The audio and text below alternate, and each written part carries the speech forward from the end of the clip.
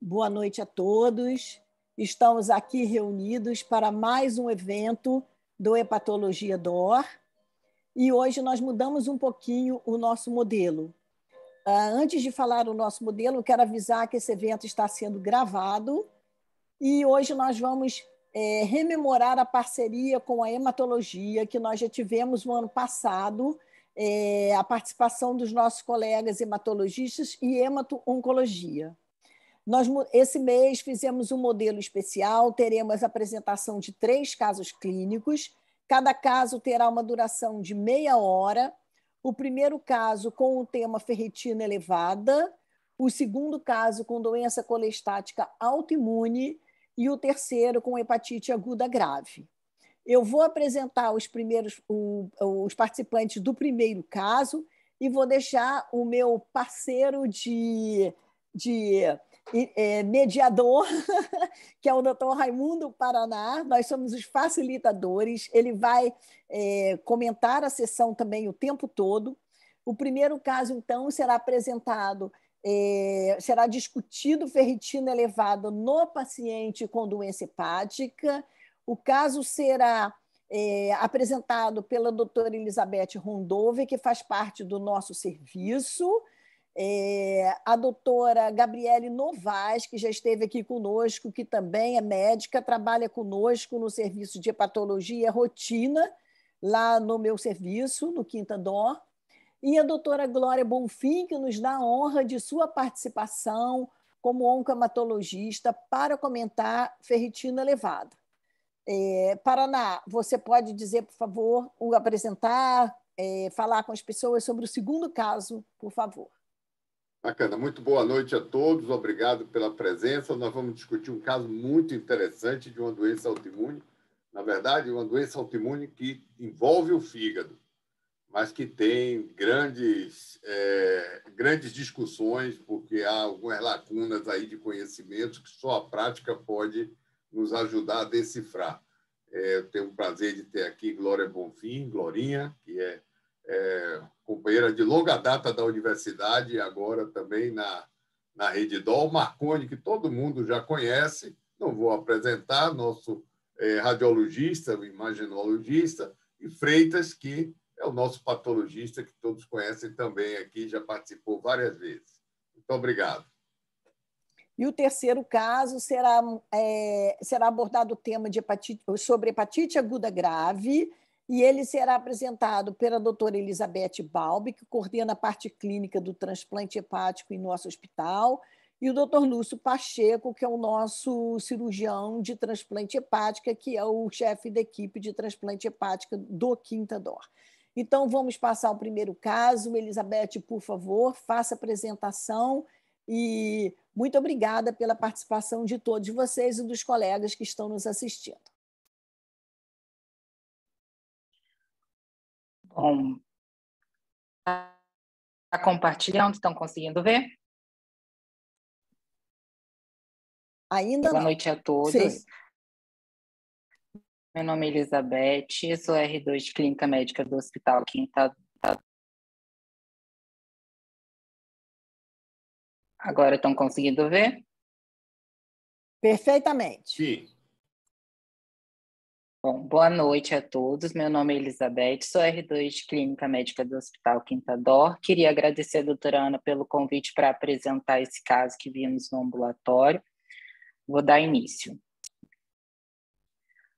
Bom, nosso paciente é um paciente masculino de 50 anos, foi encaminhado ao ambulatório da doutora Ana para acompanhamento e investigação de uma ferritina elevada desde 2013 e uma esteatose hepática vista no ultrassom de rotina pedido por outro médico. De história patológica, ele trouxe para a gente já um exame que evidenciava uma mutação de heterozigoto para H63D, tinha uma resistência insulínica também, tem um exame laboratorial desde 2021, tem uma dislipidemia familiar desde 2005 e teve 3 episódios de arritmia, um ataque cardíaco ventricular e por reentrada nodal.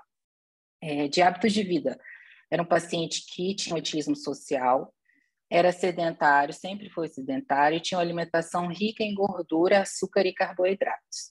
O paciente era advogado e relatava ter um trabalho estressante. Fazia uso de rosuvastatina com ezetimiba, um comprimido ao dia, de metformina à noite e atenolol 25 mg, um comprimido ao dia. Nos exames complementares que a gente pediu para ele, que ele trouxe que ele já tinha, que a gente pediu para ele, ele tinha um ultrassom de abdômen de 2021, que mostrava um fígado com esteatose moderada,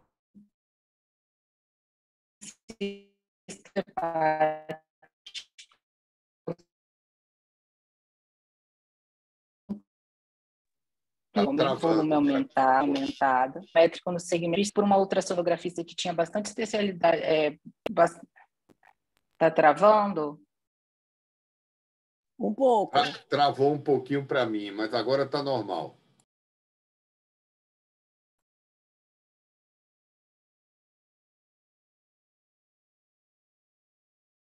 Elisa, seu áudio está desligado. Está desligado, isso. Acho que voltou. Voltou? Falta compartilhar a tela. Exatamente, não está compartilhando. Acho que agora foi. Estão conseguindo me ouvir? Ouvi sim, não vê. Ouvi sim, mas tem que voltar ao compartilhamento da tela. E agora? Ok. Perfeito. Estão conseguindo ver? Perfeito, pode seguir. Perfeito. Bom, conseguiram ouvir até o exame de ultrassom? Parte daí, segue daí. Isso. Bom, voltando. A gente pediu um novo ultrassom de abdômen, que foi feito por uma médica que tem bastante experiência em fígado, e ela aventou a hipótese de ter depósito e ela não afastar depósito de ferro no fígado do paciente. Numa elastografia, tinha fibrose ausente e uma esteatose hepática acentuada, com um CAP bem elevado. A gente pediu também uma ressonância cardíaca para avaliar depósito de ferro, que não mostrava depósito de ferro, e uma ressonância de fígado com quantificação de ferro, que também mostrava uma concentração de ferro insignificante no fígado. No exame de sangue, ele mostrava para a gente, desde 2021, uma insulina aumentada, triglicerídeo aumentado, colesterol total também bastante elevado e uma ferritina sempre na casa acima de 1000.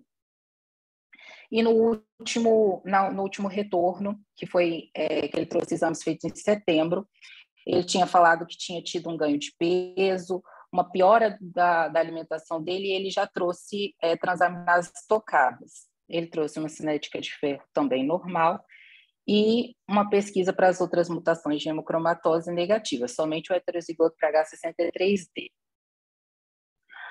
Bom, a nossa impressão clínica, do paciente foi que ele tinha um aumento persistente da ferritina, era um paciente portador de síndrome plurimetabólica, ele já tinha uma esteatose hepática acentuada, dislipidêmico de longa data, uma resistência insulínica e tinha uma obesidade já grau 1. E tinha heterozigose para uma única mutação de hemocromatose. Não tinha depósito de ferro nem em fígado, nem em coração. E a nossa impressão foi que ele tivesse uma causa multifatorial para hiperferritinemia. Então, a gente encaminhou ele a hematologista para avaliar a necessidade de sangria. A gente orientou ele a manter o hipolipemiante antidiabético e orientamos principalmente mudança no estilo de vida em relação ao sedentarismo e a dieta dele. Perfeito. Então, eu vou pedir, depois que a Gabi falar, que a Glória comente para a gente essas alterações de ferritina em paciente elevado, angústia que esses pacientes chegam encaminhados por outros colegas com indicação de ver um hematologista, até quando isso é necessário, e se existe um padrão de uma ferritinemia elevada, como nesse caso, para se fazer sangria. Mas, antes disso, vamos ouvir a doutora Gabriele Novaes. Qual foi sua impressão, Gabi, quando a gente viu o caso? Boa noite a todos. Eu acho que não só nós no ambulatório, mas acho que todo mundo que faz ambulatório de hepatologia tem visto cada vez mais pacientes chegando com ferritina elevada, né? A questão da síndrome plurimetabólica cada vez numa incidência maior tem feito com a gente esteja chegando cada dia mais paciente com ferritina elevada. A gente precisa sempre lembrar que ferritina é uma proteína de fase inflamatória, né? A gente no ambulatório é muito comum, o que chama atenção para a gente? O paciente chega, por muitas vezes, né, obeso, dislipidêmico, ele chega com uma ferritina elevada, mas ele tem uma cinética de ferro normal e ele tem um ferro normal, né? Corroborando ainda mais para entender que é um paciente inflamado. No caso desse paciente, quando ele chegou para a gente, eu tive a oportunidade de estar na primeira consulta, é um paciente obeso, dislipidêmico, com uma resistência insulínica, com sedentarismo, com um consumo de álcool semanal, uma garrafa de vinho, acho que era por semana, que já tinha essa ferritina elevada desde 2013. Né? Então, ele já tinha feito um estudo de mutação, e no estudo de mutação ele tinha uma heterozigose. Mas o que chamava a atenção da gente? Ele tinha uma ferritina elevada, mas ele tinha uma saturação de transferrina de 22%. Ele tinha um ferro sempre normal, né? E quando a gente olha no mapa, que a Elisa mostrou muito bem, o que a gente vê? Que é diretamente proporcional. Esse paciente aumenta o triglicerídeo, a paciente aumenta o peso, ele aumenta a insulina, e o ferro dele a ferritina dele chega a 1.590, eu acho. Então, eu acho que apesar de hemocromatose ser uma doença genética não tão comum, ela precisa fazer parte do nosso protocolo do ambulatório. Para a gente, ela entra no nosso hall de investigação. Chegou um paciente com aminotransferases elevadas ou numa pesquisa de doença hepática crônica, a gente sempre pede uma cinética de ferro. A gente sempre pede uma cinética de ferro quando esse paciente volta. Se ele tem uma ferritina elevada, a gente sempre pesquisa as mutações, lembrando que a gente só consegue fazer 3 pesquisas hoje em dia, né? Então, além disso, se tem necessidade, que foi o caso desse, a gente faz uma ressonância para quantificar ferro hepático, para quantificar depósito de ferro cardíaco. E, por muitas vezes, a gente faz essa dobradinha com a hematologia, né? Porque, para avaliar a sangria, no caso desse paciente, foi exatamente isso. A gente, apesar dele ter vindo com uma pesquisa de hemocromatose com uma heterozigose para H63D, ele manteve uma ferritina lá em torno de 1.500, e aí a gente acabou encaminhando ele para o hematologista para avaliar a sangria. E acho que isso tem sido uma dificuldade a cada dia maior, né? Acho que da gente, cada dia mais, encontrar pacientes com ferritina elevada, e é necessário o nosso acompanhamento multidisciplinar e fazer essa dobradinha com a hematologia. Vou passar a palavra para a Glória. Bom, primeiro, boa noite a todos. Muito obrigada por estar participando dessa sessão. Eu acho muito interessante. Sempre gostei de multidisciplinaridade. Eu acho que a gente aprende muito com a experiência do grupo, né? E acho que podemos dar um pouco também da nossa visão de hematologista. Olha, primeiro eu queria concordar com a doutora Ana da ansiedade que esses pacientes chegam para uma avaliação do hematologista. E também dizer que a ferritina elevada para eles vira um verdadeiro desafio, como se fosse uma doença muito grave, a ferritina elevada. Então, um paciente como esse, acho que a Gabriela falou muito bem, já tem vários indícios, não só do ponto de vista clínico, como da própria ferrocinética, que essa hiperferritinemia provavelmente não deve ser acúmulo de ferro, não deve ser sobrecarga de ferro. É muito mais fácil até propor uma sangria e o paciente deixar de fazer aquilo que ele precisa fazer, que é o controle metabólico, a redução de peso, o controle das glicemias.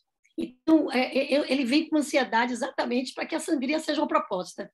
Então, quando a gente vê um paciente como esse, já com uma possibilidade grande de uma síndrome plurimetabólica, ainda assim, acreditando nisso, eu acho que a gente tem que ter o cuidado também do diagnóstico diferencial, sabe, Torana? Então, fazer o screening de doenças que podem estar se somando à própria doença metabólica. Então, hoje nós sabemos que quando você vai avaliar causas de hiperferritinemia, aquelas que têm níveis muito elevados, acima de 1000, geralmente tem mais de um fator associado. Então, aí nós estamos vendo um exemplo clássico, né? É uma doença metabólica e um H63D em heterozigose, que deixa uma situação de desafio. E lembrando, né, que a gente não sabe, na verdade, não tem estudos que mostrem qual é o componente que esse H63D em heterozigose, que é uma fraca associação com hemocromatose, mas o quanto ele está contribuindo na doença principal da doença gordurosa do fígado, né? E eu acho que a condução foi correta. Eu não faria sangria a princípio, a menos que o Dr. Marconi me diga que, do ponto de vista da ressonância magnética, essa gordura que foi tão intensa não está atrapalhando o sinal para identificar o acúmulo de ferro nesse fígado. Então, eu gostaria de ouvi-lo. E eu acho que essa interação com a imagem ajuda muito, inclusive o hematologista, a tomar uma decisão. Mas, nesse caso, Gabriela, eu com certeza estimularia ele a baixar o peso, controlar a glicemia, investigar, afastar doenças hemolíticas associadas, qual é o perfil de eletroforese de hemoglobina dele, marcadores hemolíticos, né? Aptoglobina, a eletroforese. No nosso meio aqui em Salvador, a gente tem muito estigma de doença falciforme, então a gente precisa ver o quanto cada item desse está contribuindo para essa hiperferritinemia. Sabemos que a hiperferritinemia, em doença hepática, ela é mais um marcador de lesão hepatocelular do que exatamente de um acúmulo de ferro. Eu não estou tirando a importância do acúmulo de ferro, acho que ele provavelmente acompanha muito das doenças hepáticas, mas o quanto ele contribui para a progressão histológica, para a evolução para a fibrose, eu acho que são respostas que eu gostaria de ouvi-los. Mas eu consultaria o Dr. Marconi, doutora Ana. Boa noite a todos. Obrigado, Glorinha, pela provocação. É um tema que eu acho que é extremamente interessante, até por conta dessa multidisciplinaridade, né? A gente tem que conversar com muitos colegas para conseguir entender esse tipo de situação desse paciente, e que é bastante comum, né? No dia a dia, assim, eu faço muito avaliação para quantificação de ferro, de gordura, e a gente percebe que esse é um perfil de paciente que se acumula, a gente vê com frequência e com uma tendência de aumento. Acho que cada vez mais a gente vai ver esse tipo de paciente. Eu acho muito oportuno a gente poder discutir um caso desse tipo aqui, para a gente se preparar para as próximas situações que com certeza vão aparecer no dia a dia para a gente. Então, falando muito rapidamente sobre ressonância, sobre métodos quantitativos de ferro e de gordura por imagem. Primeiro ponto, eu acho que é uma ferramenta fundamental, não puxando a brasa da minha sardinha, mas eu acho que realmente ajuda muito no entendimento do que está acontecendo com aquele paciente. A gente consegue fazer uma avaliação tanto subjetiva quanto objetiva, né, uma foto de um momento do paciente em que a gente vai conseguir ter 2 ou 3 informações muito importantes. A gente consegue identificar e quantificar gordura hepática, a gente consegue quantificar de uma forma estimada a sobrecarga ou não de ferro no fígado, e a gente consegue, eventualmente, em serviços que tem disponível, também quantificação de fibrose, né?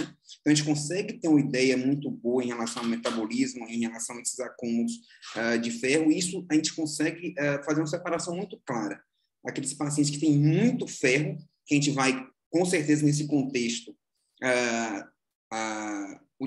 classificá-la como um paciente com alta probabilidade de estar diante de uma doença de metabolismo de ferro, e aqueles pacientes em que a gente não tem tanto ferro, a gente não vai excluir, claro, a possibilidade de algum tipo de anormalidade de metabolismo, mas não é aquele acúmulo que está causando toda aquela doença. Bom, a pergunta de Glorinha foi, sobrecarga de gordura muito intensa atrapalha, isso pode ser um fator confundidor em relação a quantificação de ferro, e uma pergunta extremamente oportuna, porque a gente viveu isso há muito tempo. Né? Durante anos e anos, a gente tinha algumas ferramentas de quantificação em que a medida da intensidade sinal ela era contaminada, ela tinha um viés e a gordura realmente atrapalhava. Quando a gente utilizava, né, os protocolos da unidade Hennes, sem dúvida, a gente fazia medidas de intensidade sinal do parênquima hepático, da musculatura, e essa medida de intensidade sinal, ela tinha fatores confundidores como gordura. Bom, atualmente, a gente tem mudado bastante essa metodologia de quantificação, e nesse caso apresentado já foi utilizada essa nova metodologia, em que a gente faz uma medida não de intensidade de sinal, mas de parâmetros objetivos físicos naquele fígado, e isso tem uma correlação com a quantidade de ferro. Então, a gente faz medidas, vocês vão ver muito frequentemente, né, medidas de R2 estrela e T2 estrela, são parâmetros físicos, né, tempo de decaimento. Então, a ideia é, quando tem ferro presente naquele fígado, a gente tem uma mudança daquele microambiente e mudança em relação a essa intensidade sinal. E nas medidas atuais, nas ferramentas atuais, gordura não é mais um problema. Então, isso é uma coisa muito boa, uma coisa que ajuda muito. Uma coisa, em geral, não atrapalha a outra, exceto em situações em que há sobrecargas tão grandes em que a gente acaba apagando o fígado completamente por conta da quantidade muito grande de ferro. Mas isso é muito incomum, extremamente raro, e a gente vai estar vendo isso muito mais em pacientes que tenha doença hematológica como talassemia, por exemplo, paciente que tenha hemólise muito acentuadas do que em paciente no nosso dia a dia de consultório. Então, nesse contexto, eu acho que é uma ferramenta de muita confiabilidade, né? A gente tem uma quantificação, uma medida em que não demonstra uma grande quantidade de ferro, e a gente tem um estudo mostrando que existe realmente gordura naquele fígado. Então, a gente consegue realmente trazer esse paciente para aquele grupo de pacientes em que ele seguramente tem uma alteração metabólica, como mais provável, mas realmente, como o Glorinha colocou, é possível que ele tenha algum outro fator associado que esteja aumentando essa ferritina, mas ainda não trazendo um acúmulo tão grande de ferro para aquele fígado, como a gente consegue ver nessa descrição do exame. Obrigada, Marconi. Queria só lembrar que esse doente tem vírus C negativo, a gente faz rotina os marcadores virais, que é um fator que interfere, e eu vou querer ouvir o Paraná também, mas eu queria deixar mais uma pergunta aqui, só para provocar mesmo. Qual é a importância da gente ter, óbvio que quando você tem C28-2Y homozigoto, a gente tem um olhar. Quando você tem o H63D homozigoto, esse olhar também é diferente. Quando você tem um heterozigoto para o H63D, como é esse olhar? E aonde entra o S65C? Queria ouvir Glorinha e depois Paraná para me falar o que ele acha do caso. E se há algum corte para a ferritina que a gente deve se preocupar? Porque, nesse caso, a ida para o hematologista foi para ouvir um não tem que fazer sangria, porque às vezes o hepatologista não é muito acreditado, e o porquê da ressonância cardíaca, ele tinha uma alteração cardíaca. Então, esses doentes já chegam com vários vieses, porque a arritmia cardíaca é hemocromatose, porque isso é ferro depositado, então, às vezes, você se vê forçado a pedir determinados exames, explicando que isso não faz parte da investigação, mas que vai fazer parte da investigação dele, à la carte. Queria ouvir vocês sobre isso. Doutora Ana, perfeito. Primeiro que a gente sabe que os pacientes já chegam com muita ansiedade em cima dessa ferritina elevada. E aquilo que eu falei, é muito mais fácil tratar uma situação clínica como a sangria do que mudando hábitos pessoais, hábitos de vida, né? Que é muito mais difícil.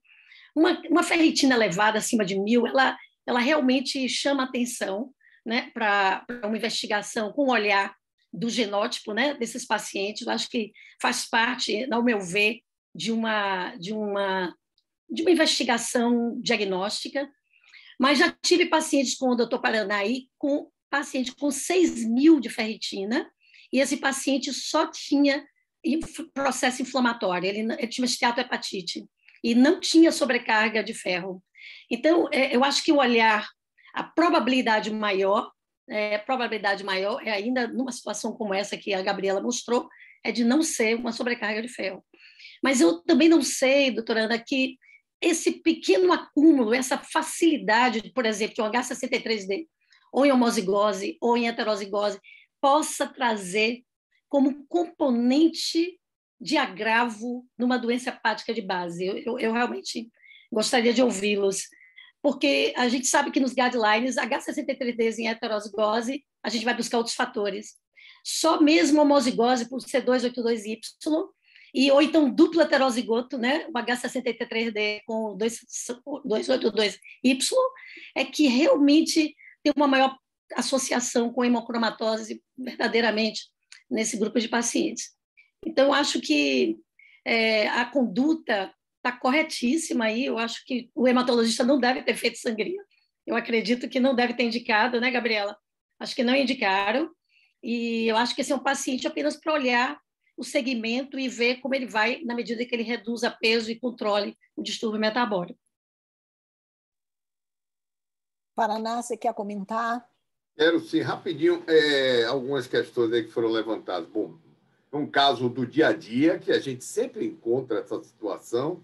Felizmente, esse paciente passou no hepatologista primeiro, porque às vezes esse paciente já chega sangrado e já chega depauperado, porque, Glorinha me corrija aí se eu falar algum impropério, mas o que ocorre nesses pacientes é que a hepcidina está alta, está ativada por causa do TNF, da inflamação. E aí ele vai guardar um pouquinho de ferro no fígado, pode até ter um pouquinho de sobrecarga, mas a disponibilização do ferro para fora do fígado está baixa. Aí você vai fazer uma sangria nesse paciente, a ferritina despenca, mas ele também fica depletado rapidamente, porque ele não tem uma sobrecarga geral de ferro. E é extremamente comum o paciente chegar sangrado, e chegar com aquelas dietas malucas de tira feijão, tira isso, tira folha verde, que não tem nenhuma importância. E, assim, quanto à mutação H63D, Glorinha, ela está aí para hemocromatose, como a tetrahidrofolato está para... Trombofilia. A trombofilia, a mesma coisa. A gente encontra, quer achar um papel, mas não sabe, né? Não sabe. Sim. Agora, tem um dado muito interessante. É difícil a gente ter uma hemocromatose verdadeira num paciente com menos de 40 e no paciente com mais de 50, uma hemocromatose joga essa ferritina lá para cima. Como o Glorinha falou, isso não é certo, não. Mas o fator mais importante, eu acho, que é a saturação. A saturação de transferrina baixa, isso tranquiliza a gente. Não deve ter sobrecarga de ferro. Tem algumas exceções, como mutação da própria transferrina, que é uma mutação não HFE. Mas, de uma maneira geral, sobrecarga de ferro, você tem ferritina elevada. O único cuidado é que, se a transaminase estiver elevada, a gente perde esse parâmetro, porque o fígado vai chorar ferro e ferritina, né? E aí vai saturar rapidamente a transferrina. Aí perde. Eu vejo, às vezes, o paciente chegar com hepatite aguda, dosando ferritina e saturação, não faz nenhum sentido.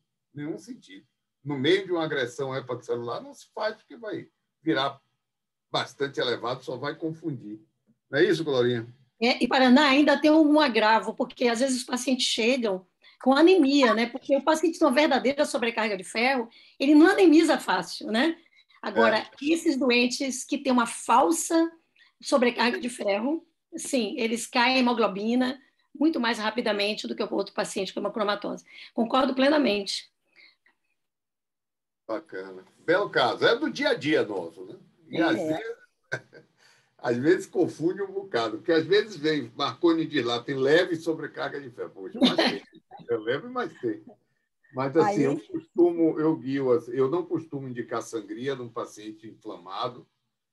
Leve sobrecarga de ferro vai ocorrer por causa da hepcidina mesmo. Não. Se a saturação estiver baixa, eu estou tranquilo. Muito bom.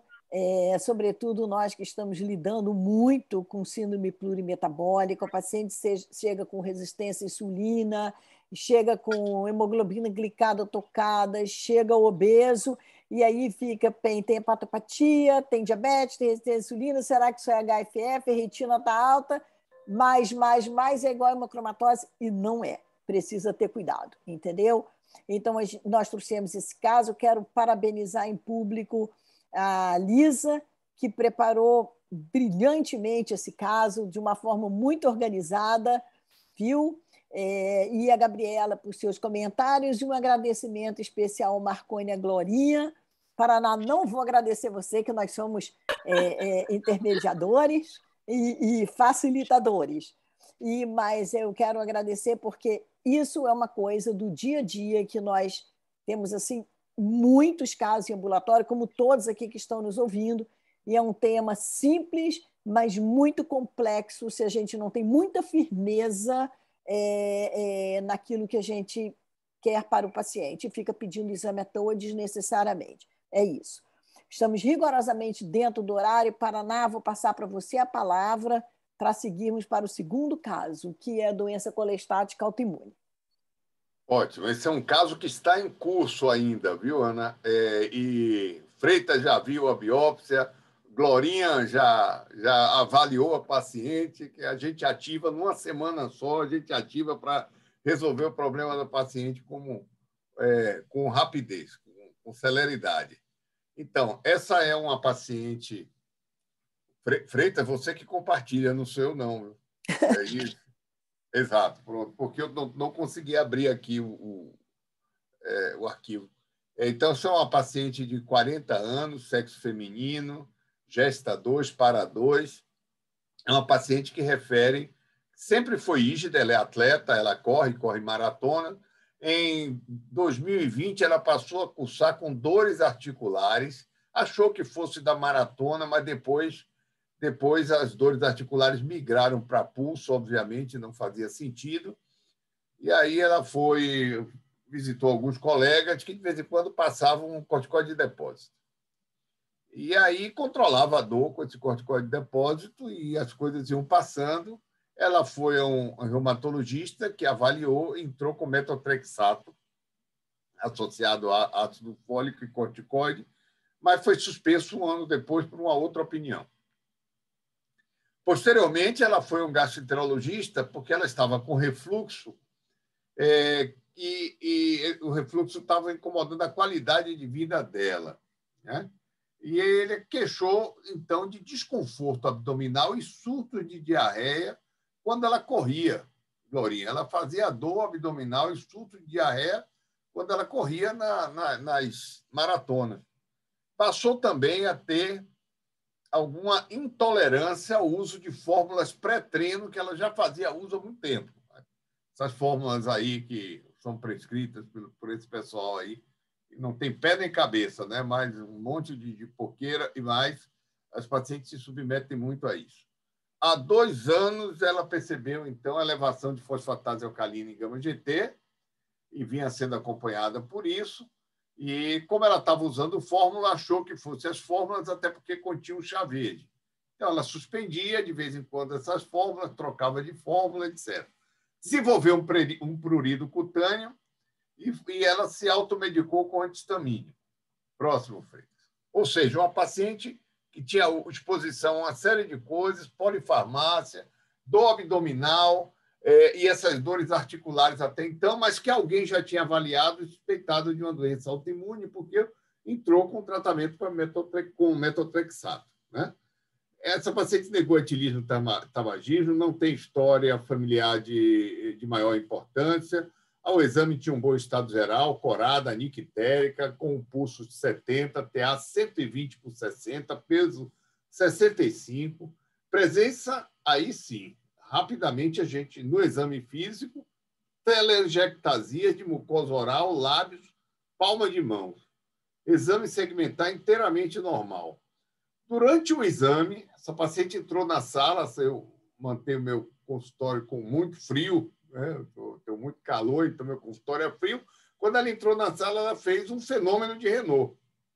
Ela se expôs ao ar-condicionado, né? Referiu, então, que já tinha apresentado isso, sobretudo quando manipula algum alimento na geladeira, alguma coisa que ela pega na geladeira. Curioso, interessante. E aí, ela trouxe um monte de exame que ela tinha feito e observei que ela tinha um anticorpo anticardiolipina IgM positivo, já testado em 2 oportunidades, um anticoagulante lúpico positivo, tinha uma angio-TC de abdômen normal. Eu não vi esse exame, nem Marconi viu, mas viu só o laudo, não conseguia a imagem.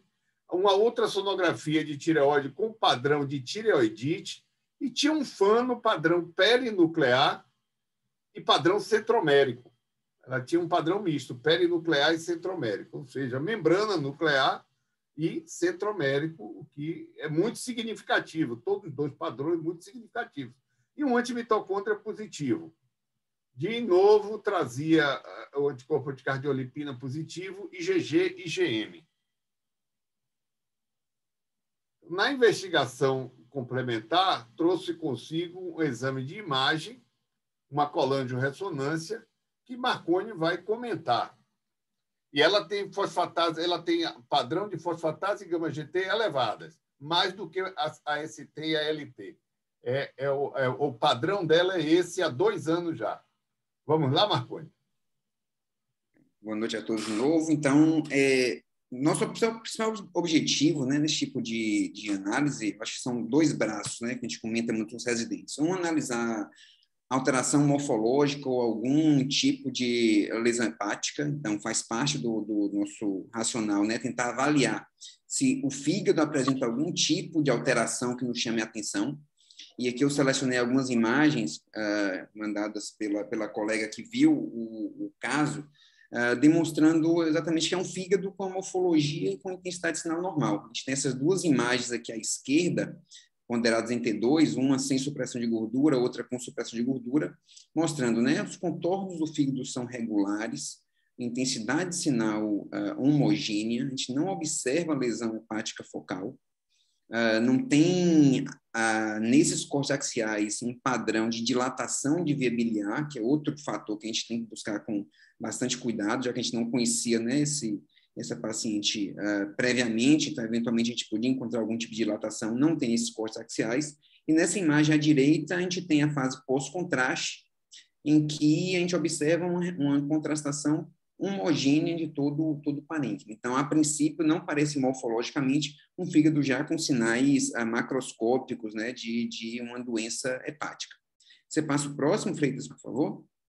Bom, e aqui vem a análise do estudo colangiográfico, né?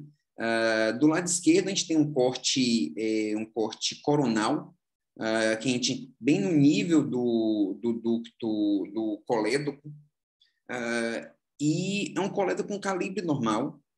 A gente observa uma ausência de alterações em relação ao seu calibre, e a gente não observa também dilatação da via biliar intrahepática. Nessas 2 imagens, do meio e do lado direito, que a gente tem que tomar um pouco de cuidado. A via biliar extrahepática está completamente normal, a gente não vê nenhuma alteração. E aí surgiu uma questão, quando esse exame foi lido pela primeira vez, em relação a essa região, logo abaixo da confluência dos ductos biliares direito e esquerdo. Isso é uma área muito comum de confusão, exatamente onde o Freitas está apontando aí. Não é incomum a gente identificar interpretações como sendo uma área de estenose ou uma área de eventual obstrução. E a gente tem que lembrar que essa é exatamente a região onde a gente tem pertinho aí a junção dessa região do colédoco com alguns vasos, tanto a artéria hepática quanto a veia porta. E algumas vezes, né, a pulsatilidade das estruturas vasculares fazem com que a imagem formada demonstre esse tipo de pseudolesão. Como é que a gente diferencia, né, uma lesão de verdade de pseudolesão? Quando a gente não tem uma lesão de verdade, a gente não tem dilatação de via biliar intrahepática, como nesse caso. A gente já for observar a árvore biliar intrahepática, ela está com calibre completamente preservado. Segundo, é uma localização extremamente típica, né? Então, em geral, né, a área de contato, né, de proximidade da porta e artéria hepática com a via biliar é exatamente nessa região. Bom, a análise da via biliar intrahepática, ela é bem mais complexa e bem mais difícil. Assim, para a gente ter uma valorização de irregularidade, novamente a gente tem que ver áreas de afilamento e áreas de dilatação de uma forma inequívoca. né? A gente tem que analisar diversas aquisições em momentos diferentes em relação à aquisição de imagem, para não interpretar algumas vezes irregularidades por conta da aquisição de imagem como doença de verdade. Então, na nossa leitura, assim, não é um padrão de colangio-ressonância típico de uma alteração de via biliar. Se a gente for olhar, há algumas discretas irregularidades na via biliar do lado esquerdo, mas também sutis que não se repetem nas demais. E a via biliar extra-hepática é completamente normal. Então, na nossa avaliação, assim, não julgaríamos esse padrão como um padrão típico, um padrão suspeito de CEP. Então, seria uma via biliar com seu morfológico, ainda não tem alterações estruturais para a gente enxergar no exame de colangio-ressonância. Freitas, Paraná. Bom, a paciente apareceu com um pólipo em vesícula biliar. Ela tinha várias ultrassonografias, não tinha... E apareceu com... Não tinha pólipo em vesícula biliar, apareceu com um pólipo 047. E aí, nesse momento, a gente já tinha a ideia do raciocínio da suspeita diagnóstica da doença autoimune. É uma paciente que tinha anticorpo anticentromérico, tinha anticorpo antimitocôndrio, tinha anticorpo antibainha nuclear, tinha telangiectasias em pele, mucosas, e tinha tiroidite. Então, o diagnóstico dela está absolutamente definido. Mas apareceu esse relato de irregularidade das vias biliares com padrão de colangite. Até então, Marconi não tinha revisto, o exame foi feito fora. Eu só consegui, na verdade, as imagens hoje, passei para ele. Mas apareceu um pólipo em vesícula biliar. E aí, embora nós, hepatologistas, sejamos os verdadeiros guardiões da vesícula biliar, porque a gente contraindica toda hora a cirurgia de vesícula biliar que alguém indica, né? Pólipo é uma dessas questões, não tem que operar pólipo, só se ele estiver crescendo ou se ele estiver com uma base de 0,9 no momento do diagnóstico. Fora isso, não. A exceção é CEP. Se você tem suspeita de CEP e aparecer um pólipo, não deve deixar, tem que avaliar. E aí, essa paciente com essa dúvida diagnóstica e mais um anticorpo antifosfolípida, que é uma situação que pode entrar aí no diagnóstico diferencial de alterações de vias biliares, a gente vai comentar depois, essa paciente acabou indo para uma colestectomia e uma biópsia hepática. Vamos lá, Freitas? Antes da gente chegar lá, as discussões que a gente tem aqui, eu vou aproveitar a Glorinha. Essa paciente tem uma associação de CEP com CBP, eu só conheço um caso que nós temos, Freitas conhece bem esse caso, há 10 anos, mas na literatura talvez não tenha 3 ou 4. Em doenças autoimunes do fígado, essa é uma associação absolutamente incomum.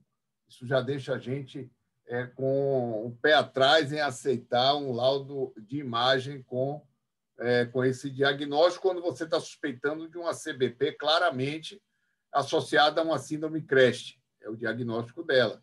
Síndrome CREST com CBP. É uma associação bastante comum com anticorpo anticentromérico e anticorpo antimitocôndria e antibainha nuclear. Segundo,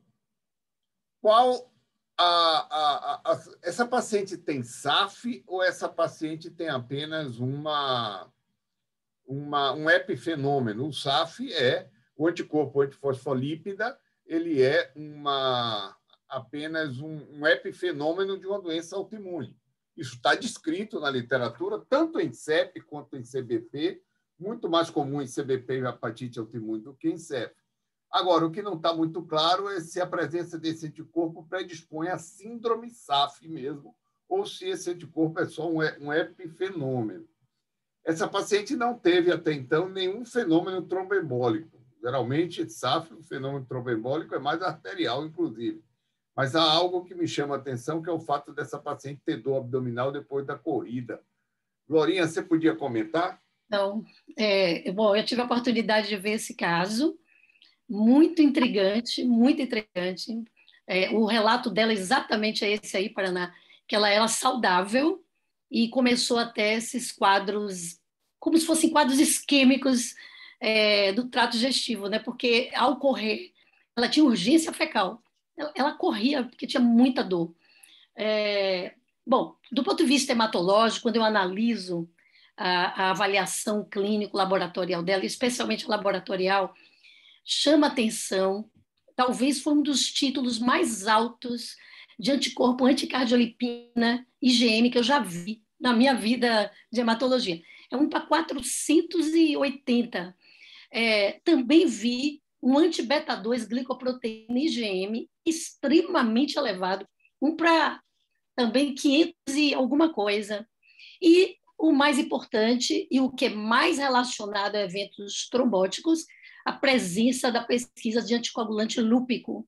Ou seja, essa é uma paciente que, do ponto de vista imunológico, é um triplo positivo. Ora, um paciente com alterações com anticorpos antifosfolípide para esses 3 antígenos, realmente é um paciente de altíssimo risco para eventos trombóticos. Para vocês terem uma ideia,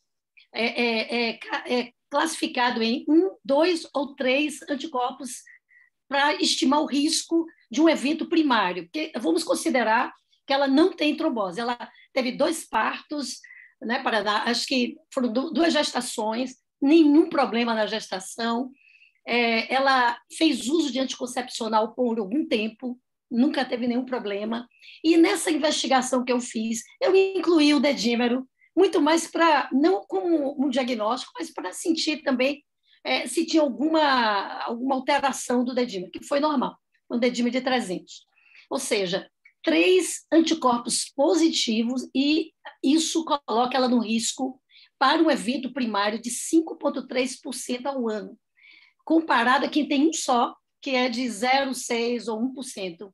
Então, ela tem um risco alto, por isso que essa definição, Paraná, desse quadro clínico dela e de imagem é muito importante, porque a gente só considera que a pessoa tem SAF quando existe um evento trombótico bem estabelecido ou uma morbidade, né, obstétrica de prematuridade, de eclâmpsia, de perda de abortos. Aí você tem a clínica, um critério clínico e um critério laboratorial. Ela tem, sim, um critério laboratorial de alto risco por ser triplo positiva. Agora, precisaríamos ter uma melhor definição desse achado aí que você está considerando. Perfeito. É um caso intrigante. E outra coisa, se você tem uma SAF, teoricamente, você pode ter alterações isquêmicas no ducto biliar que podem simular uma colangite esclerosante. Eu tenho uma paciente que tem SAF que a gente já acompanha há uns 20 anos de colangite esclerosante, e é um quadro de colangite esclerosante que não evoluiu nada com fosfatase e gama-GT normal, e por isso ela nem usa o Sacol, porque não tem parâmetro, mas está lá, ela tem colangite esclerosante clássica na imagem. E essa paciente tem outros fenômenos de autoimunidade, tem vitiligo, etc. E a gente, há uns 10, 15 anos, nós fizemos uma revisão de literatura e realmente não é infrequente encontrar um anticorpo antifosfolípida nesses pacientes, mas assim, a etiopatogenia da CEP não está claramente relacionada a isso, mas é sempre uma suspeita, sempre. E aí, Milena Freitas também, uma paciente que nos intrigou, porque ela nos chegou depois de mais de 2 anos sendo acompanhada por diversos profissionais com dor abdominal, entrava e saía do hospital com dor abdominal, era uma paciente que tinha um histórico de um AVC, mas era grande fumante, por isso não foi valorizado, uma paciente que tinha um contexto familiar complicado, e ela, dentre as diversas entradas e saídas do hospital, ela foi encaminhada ao psiquiatra para tratar uma dor abdominal psicogênica funcional. E uma dessas vezes a gente avaliou e foi rever o prontuário dela, e em 2 tomografias a gente tinha encontrado paniculite mesentérica. Ora, paniculite mesentérica não é nada, né, Marconi? Não, sobretudo em unidade de emergência. Toda hora a gente vai fazer um ultrassom por qualquer motivo e encontra. Mas era uma paciente que tinha uma dor abdominal sempre característica, intensa, que melhorava rapidamente. E aí a gente resolveu fazer uma laparoscopia exploradora na época e foi Jorge Bastos, viu uma área estranha no mesentério, tirou o mesentério e Freitas disse, olha, tem uma esteatonecrose, ela tem uma trombose de artéria, mas é de um ramo de artéria, era uma SAF. Um ramo de artéria mesentério, era uma SAF. Mais de 2 anos ela estava com esse quadro. Então, assim, dor abdominal com anticorpo de fosfolípida, muita atenção. Muita atenção. Sobretudo pós-esforço físico. Então, e faz sítios atípicos, né, Ana? Faz muito sítio atípico e arterial. Totalmente. Essa moça que eu falei, que eu já acompanho há 10 anos, o quadro dela começou com um infarto agudo do miocárdio. Infarto, mulher com 30 e poucos anos, fazendo infarto do miocárdio, sem dislipidemia. Estranho, né? Muito bem. Então, quanta coisa a gente tem ainda para decifrar com essa paciente. Mas o fato é que ela acabou indo para a laparoscopia, fez a colestectomia e Freitas pode nos ajudar aí. Vamos lá, Freitas? Bom, boa noite a todos. É um prazer estar aqui. Agradecer o convite. Bom, essa é uma imagem bastante característica de uma doença biliar, né? Vocês estão vendo aqui, tem um ducto biliar, e esse ducto biliar é claramente distrófico. Isso eu quero dizer que as células estão arrumadas em níveis variáveis, tem célula em apoptose. Além disso, tem infiltração de células inflamatórias nesse ducto biliar, e essas células inflamatórias elas são essencialmente mononucleares. Então, eu estou diante de um quadro característico de uma colangite, né? Destrutiva por linfócito, ela é não supurativa, e isso se reproduz aqui desse lado. A gente tem um resto de um epitélio biliar aqui e uma infiltração inflamatória bastante significativa nesse espaço. Esses são outros cortes. Então, a gente está vendo aqui, olha, uma concentração do infiltrado inflamatório nessa área daqui.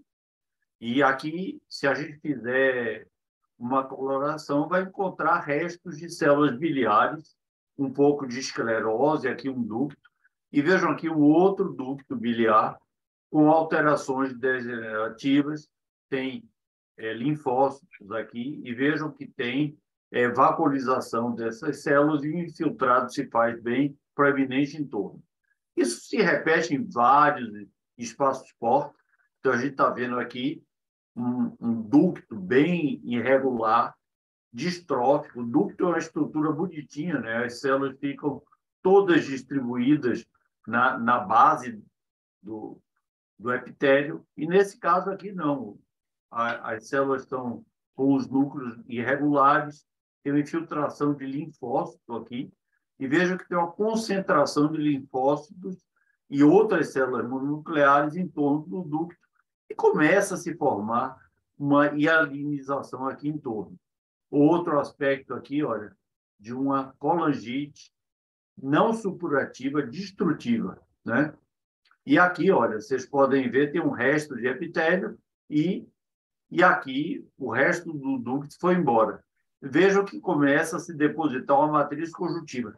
Isso é preocupante, porque na colangite biliar primária, a gente não tem habitualmente toda essa fibrose que a gente está vendo aqui.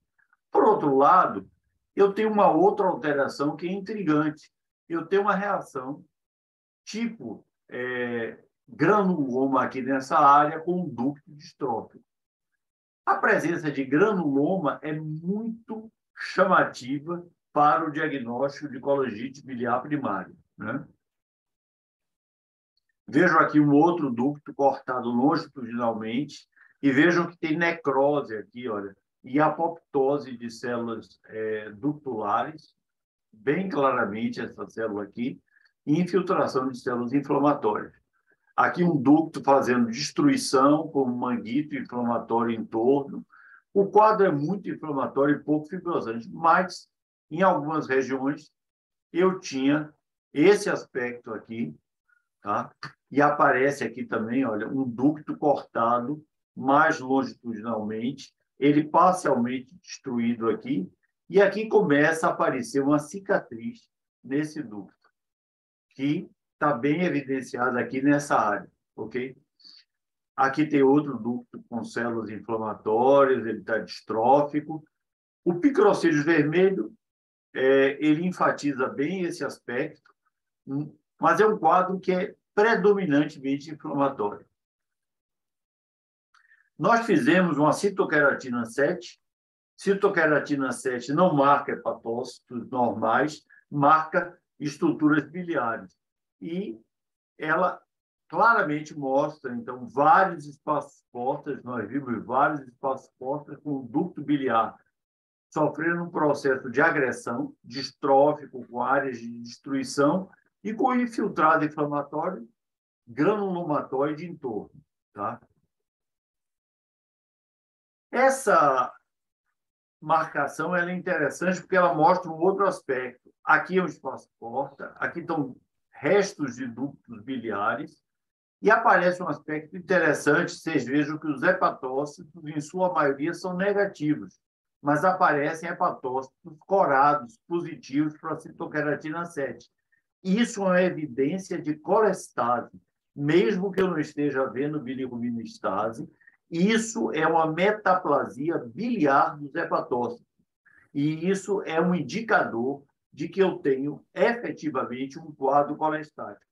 Vejam aqui, olha, um colangiócito marcado positivo e uma marcação bem forte, mas na metaplasia biliar dos hepatócitos, que é o indicador, essa marcação é mais pálida.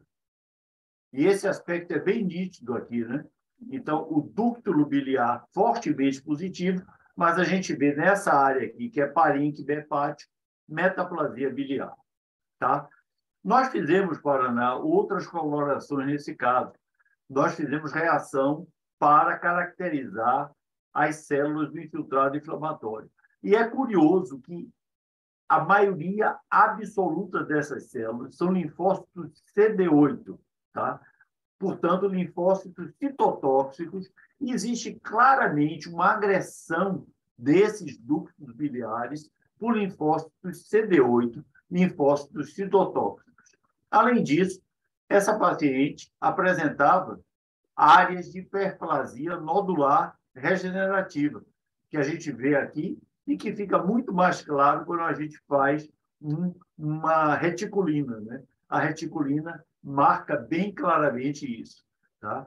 Eu voltei aqui para o meu CD8 e, bom, diante desse quadro, na época eu não tinha todas essas informações que o Paraná me passou, eu chamei isso de uma colangite destrutiva não supurativa.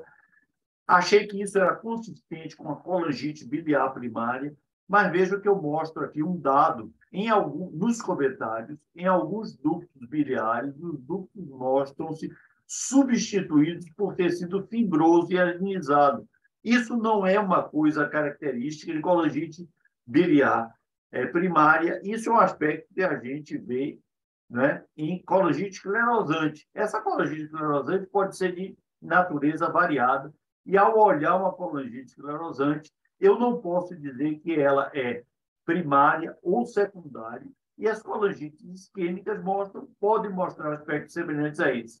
Eu devo chamar a atenção que eu não vi nenhum aspecto de trombose de ramo de veia, de artéria ou de veia nessa paciente. Tá? Então, esses são os achados. Voltemos à discussão.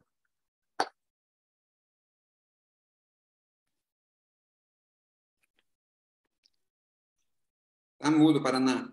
Está sem áudio. Ok. Caso bastante complexo, bastante interessante também, para um aprendizado. Eu queria ouvir de vocês aí duas coisas. Primeiro, eu acho que a indicação do ácido ursodeoxicólico está precisa nesse caso, porque ela tem diagnóstico de uma colangite não supurativa, de uma colangite biliar primária. A minha questão é, a gente anticoagula essa paciente ou não? Então, posso começar a falar? Olha só, primeiro, Tem vários estudos, sabe, Paraná, quando a paciente tem triplo positivo e não tem ainda a parte clínica. Então, seria uma profilaxia primária. Não tem estudos comprovando que você reduz essa taxa de trombose. Então, já tem estudos com aspirina mais heparina de baixo peso. O que chama atenção, parece que há um consenso, é que toda situação para um doente como essa, que potencialize o risco dela, tem que ser protegida. Então, assim, vai ser caso a caso uma discussão sobre uma anticoagulação que vai mudar a vida dela, porque o único anticoagulante que é possível de ser usado são ou a heparina ou a varfarina, porque os novos anticoagulantes não têm indicação, porque aumenta o risco de trombose arterial e maiores complicações. Hoje, realmente, não tem nenhum estudo, inclusive estudos que foram interrompidos com a pixabana, a rivaroxabana, que, infelizmente, pioraram o quadro clínico de pacientes com síndrome de fosfolípide. Caso interessante, Ana. E o que é que você faria aí, Ana? Ela ia deixar ela continuar correndo ou não? Ai, meu Deus. Paraná, eu vou fazer uns comentários aqui muito interessantes. Eu acho que esse caso é um verdadeiro caleidoscópio, tá? Começa por aí. Por quê? Nós temos visto pessoal que faz ambulatório comigo, que está aí online, está vendo. Cada vez mais nós estamos vendo casos reumatológicos que chegam nas nossas mãos com comprometimento hepático, muitas vezes não visto pelo reumatologista e algumas vezes visto pelo reumatologista para a gente ter uma decisão em conjunto. Quando você começou a apresentar esse caso e que você mostrou, óbvio, eu não conheço o doente, mostrou lesões de cavidade oral, eu falei, opa, veio um caso de Sjögren. Aí, quando você fala da dor abdominal, eu falei, puxa, vai ver que isso é me fugiu agora. Daqui a pouco eu lembro o nome. Que a gente tem alguns casos, nós temos visto. Me ajuda aí, Gabi. Com Renault e úlcera oral, que a gente tem BC. aquela menina. BC, né? Será que vai vir um BC aí? E nós temos um caso muito parecido. Nós temos um Sjögren gravíssimo, com comprometimento hepático gravíssimo. Hoje mesmo eu estava falando com o endoscopista, com hemorragia digestiva, com telangiectasia, que é um caso misto. E nós temos um caso de CEP, quando você tem, Freitas mostrou, me lembrou muito esse caso, que você tem hiperplasia nodular regenerativa, mimetizando hiperplasia nodular regenerativa, com uma alteração perfusional hepática em várias sequências de ressonância, onde me convenceram que isso poderia ser, num determinado momento, um linfoma hepático onde não tinha nada, e, na verdade, eu acabei biopsiando para provar que não tinha nada, e essa menina tem um misto de doença do tecido conjuntivo. Como Glória falou, é muito difícil você definir uma anticoagulação, porque para você controlar esses doentes, são doentes não aderentes, porque eles têm várias facetas de doença, ele tem um pouco de Sjögren, ele tem um pouco de CEP, ele tem um pouco de tudo e, na verdade, não tem nenhuma doença definida. Esse é o problema. E aí eles não são aderentes, porque eles acham que não estão melhorando, ele foge da sua mão. Nós temos uma série, quem trabalha comigo sabe muitos casos, eu estava me lembrando de alguns aqui quando você fala. É mais fácil você ter um BC definido, né, do que você ter esse caso, que você não tem uma definição, você tem isso e aquilo. Quando você fala SAF, que não é SAF e não anticoagula, como você tem uma SAF que você não vai anticoagular? Aí você fala assim, puxa, trabalhar com heparina de baixo peso, ou trabalhar com o que for, que não seja NOAC, que é mais confortável, isso não tem comprovação. O que é que você faz? Entendeu? Não sei. Eu divido com o doente, não tem uma resposta, não tem, e também não sei se você anticoagular, você vai melhorar a sua perfusão hepática, você não tem trombo sinusoide. Ele mostrou isso. Então, você agrega risco, não agrega benefício. Eu tenho casos que eu fiz aspirina, rezando. Não aconteceu nada no perfil hepático, mas eu acho menos mal do que fazer anticoagulação. Você acorda com o doente, vou fazer uma aspirina para você, que é aspirina infantil, para o meu coração acalmar, porque eu não tenho trombo sinusoide. É impressionante, eu acho que a gente precisa martelar um pouco mais com o reumatologista, no sentido de agregar reumatologista, mas, felizmente, a hepatologia é um grande caleidoscópio. Eu não tenho diagnóstico para esse doente, o caso é belíssimo, nós temos casos semelhantes, e, na verdade, eu daria o diagnóstico de caleidoscópio, não tem uma doença definida. Essa é a minha opinião. Eu acho que eu faria aspirina. Falei isso até para ela, viu, doutora Ana?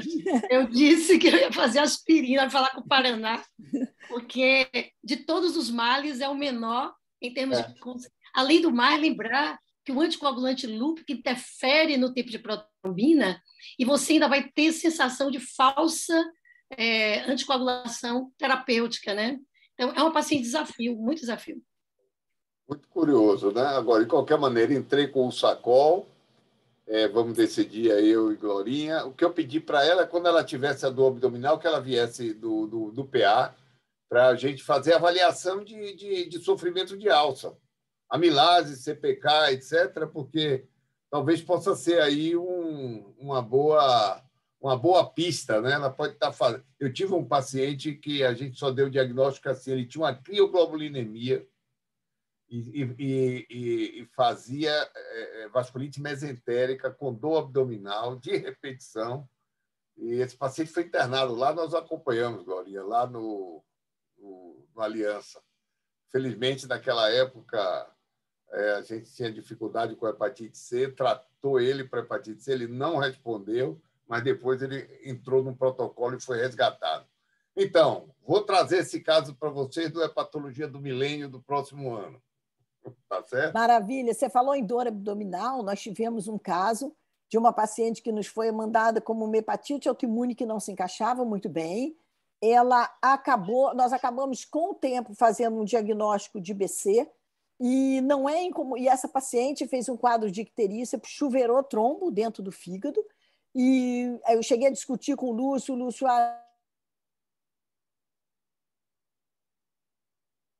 Travou para mim. Ana, não sei se o Lúcio está aí me ouvindo, vamos transplantar. Travou para vocês? Agora liberou para mim. Tá. Ok. E aí, essa doente, ela fez um quadro, ela foi encontrada desacordada em casa, deram o diagnóstico de encefalopatia, ela foi internada e eu disse, isso não é uma encefalopatia, era uma ABC.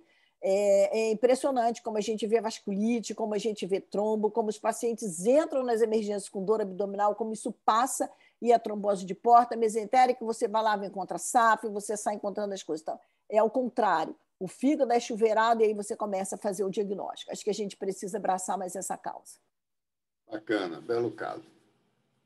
Parabéns pelo caso e pela condução.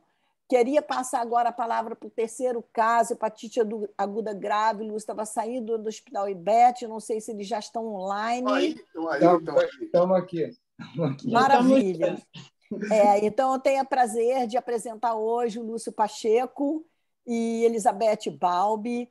Eu queria aproveitar a oportunidade para pedir a vocês dois para enfatizar bastante sinais de gravidade de uma insuficiência hepática aguda grave, como é que a gente faz para julgar, para chamar uma equipe integrada de transplante, você ter isso em 24 horas.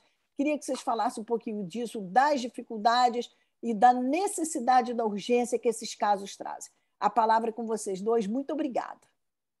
Boa noite a todo mundo. É sempre uma honra estar aqui no Hepatologia DOR. Assim, é muito gostoso trabalhar com um monte de gente que a gente gosta e fazer uma coisa tão difícil parecer fácil.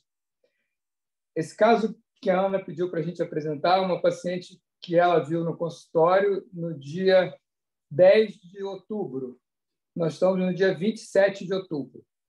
Então, assim, a gente está contando com a Ana Luísa, que é residente da Universidade Federal Fluminense, que tem uma parceria com o IDOR e faz um estágio no serviço de transplante do Quinta DOR. Eu pedi para ela fazer uma apresentação do caso e a gente tem inúmeros detalhes que a gente vai comentar. Eu vou pedir para ela fazer uma apresentação breve. Obrigado, Ana Luísa,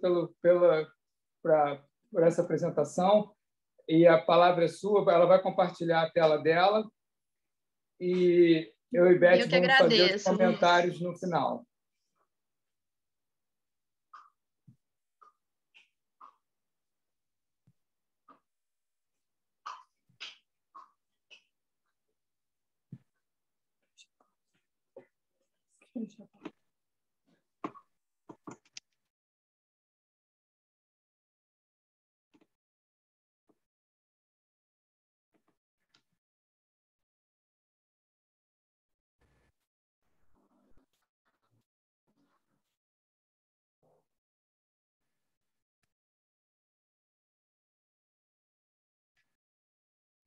Já abriu, Ana. Só botar em modo de apresentação e falar. Ah, só um momento.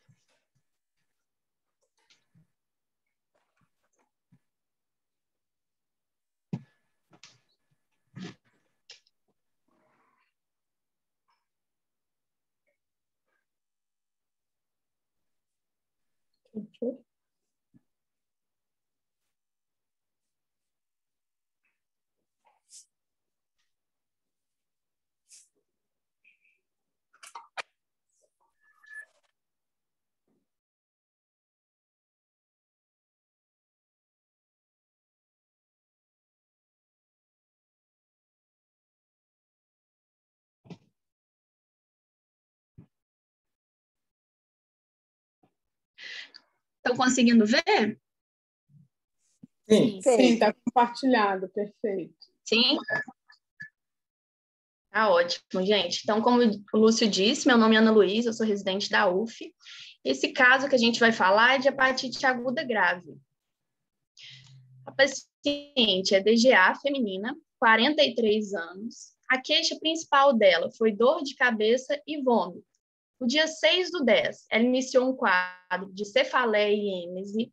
No dia 9/10, astenia, dinamia, febre, colúria e icterícia. E no dia 10/10 que ela procurou a emergência do Hospital Quinta Dó. De história patológica pregressa, ela negou qualquer comorbidade, negou alergia, negou transfusão sanguínea. De cirurgia prévia, eu tinha uma abdominoplastia há mais de um ano, assim como a cirurgia ortopédica também há mais de um ano. Além disso, ela negou tabagismo, negou etilismo, uso de drogas ilícitas. Ela é uma pessoa muito saudável, que praticava atividade física. De história vacinal, ela negou vacinação para hepatite B. Além disso, de medicações, ela iniciou no último mês esse combo aí de medicamentos que foi prescrito por um nutrólogo. Antes, ela não fazia uso de nenhuma medicação. No exame físico, quando ela chegou para a gente, no dia 10/10, chamava atenção. Era uma icterícia de 3 cruzes em 4, mas ela não tinha nenhum sinal de encefalopatia, estava acordada, orientada, sem flapping. Além disso, que tinha alteração no exame físico, era uma dor à palpação profunda de mesogástrico. O exame do dia 10, o INR de 4,62, uma bilirrubina de 10,18, com uma bilirrubina direta de 8,46 e transaminases muito elevadas. Nesse momento, principalmente devido ao INR, já foi acionada a equipe de transplante hepático. Outras sorologias que foram pedidas no dia 11, mas lembrando que foram coletadas no dia 11, mas saíram assim, posteriormente. Tanto para hepatite A, hepatite C, HIV, as sorologias vieram não reagentes, para hepatite autoimune também. E o que chama mais atenção é um fator 5 de 10%. Além disso, um HBsAg reagente, um anti-HBC IgM reagente, uma carga viral altíssima de mais de 7 milhões e um anti-HBe reagente também. De exames complementares de início do dia 10, ela realizou um ultrassom de abdômen superior sem alterações, também um eco transtorácico sem alterações. O exame do dia 11. Esse dia ela fez múltiplos exames ao longo do dia foi evidenciada uma plaquetopenia, né, caiu bastante para 69 mil, um alargamento do INR, e esse alargamento foi associado à condição clínica da paciente, que a gente vai ver. Quanto maior foi o INR, pior a paciente foi ficando ao longo do dia. A bilirrubina também em aumento. No dia 11, isso foi uma evolução em 24 horas, do dia 10 para o dia 11. A paciente que antes não apresentava, né, nenhum sinal de encefalopatia, ela começou a ficar sonolenta e com presença de flap induzido. Aí já foi diagnosticado, tanto pelo exame clínico quanto pelo exame físico, uma hepatite fulminante, que entrava até pelos critérios de gravidade pelo King's College, já tinha um INR maior que 6,5, é uma paciente com 43 anos e tinha um aumento progressivo de bilirrubinas. Então, nesse dia, ela já foi listada para transplante hepático. No mesmo dia, à noite, às 19 horas, ela evoluiu com uma cefaleia importante e um rebaixamento do nível de consciência, sendo submetida a uma intubação orotraqueal e ventilação mecânica, sendo suspeitada hipertensão intracraniana e realizado as medidas no dia, e solicitado tomografia de crânio. A tomografia foi realizada no dia 11, não evidenciou nenhum edema, nenhum sangramento, os sulcos estavam sem alterações. Ela também realizou um tromboelastograma, tanto no dia 11 quanto no dia 12, que foi evidenciada hipofibrinogenemia. A única alteração do tromboelastograma foi essa. Além disso, no dia 12, ela realizou um ultrassom de abdômen superior com Doppler de sistema Porter sem alterações. No mesmo dia, no dia 12, nós soubemos que havia um fígado viável para a paciente e a informação do doador falecido. Era um homem de 33 anos, tinha um peso de 80 quilos, uma altura de 1,80, era etilista, usuário de cocaína e crack, fez um trauma crânioencefálico, estava em 3 dias de UTI, em uso de noradrenalina e em uso de clavulin. No dia 12 à noite, a paciente realizou o transplante hepático com o doador falecido no intraoperatório. A paciente ficou anúrica, foram realizadas imunoglobulina e perimune para hepatite B, um concentrado de hemácias, beriplex, fibrinogênio, corticoide e infusão de basiliximab. No pós-operatório, que foi no dia 13 de outubro, o paciente evoluiu com insuficiência renal aguda, foi iniciado hemodiálise e iniciado também Entecavir. Esses são os exames pós-transplante hepático. O que chama atenção é que já houve uma queda do INR, houve uma queda da bilirrubina, mas a creatinina permanecia elevada, né, de 3,98. Pré-transplante era 6,7. Pós-transplante, os exames. O Doppler de sistema Porter mostraram fluxos vasculares preservados, um eco transtorácico sem alterações. Nesse dia, foram coletadas culturas de secreção traqueal e cultura de líquido de preservação, que posteriormente, né, cresceram Enterobacter e Klebsiella pneumoniae. No dia 13, a paciente de imunossupressão, ela estava com metil de 50-50, com antibiótico ceftriaxona. Ela apresentou episódios de abalos musculares de membros inferiores, sendo assim, a gente chamou a neurologia para avaliá-la, foi solicitada uma tomografia e uma instalação de eletroencefalograma. A tomografia, que foi realizada no dia 14, mostrou sulcos corticais mais apagados em relação ao exame anterior e um eletroencefalograma evidenciando um risco moderado de crise convulsiva. Então, a neuro avaliou a paciente, foi iniciado tanto anticonvulsivante, eles solicitaram uma nova tomografia em 48 horas. Ela realizou essa tomografia no dia 16, que houve melhora do edema, e um eletroencefalogramas do dia 16, agora sem crise ou status.